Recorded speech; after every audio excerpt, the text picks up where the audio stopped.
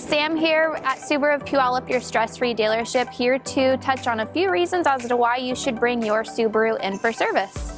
First thing to note is if you have any abnormal lights or lights in general on your dash, I would recommend bring it down, so meaning check engine light, tire light, any abnormal light you don't recognize, really I would just recommend you to come down. Another hitting point would be now if you let go of your steering wheel, obviously in some great old traffic, if you let go and it veers any way abnormally within reason or crown of the road, I would recommend you to bring it down. I would also suggest check your sticker, so your next service needs sticker, that should be in the top left of your windshield. Always check that and see if you are due by time or by mileage. So realistically, anything that you feel is off in your vehicle, big or small, Subaru of Puyallup is here to help you. So I would just suggest just bring it down. If you don't feel comfortable, something really just is off, we're here for you and your needs.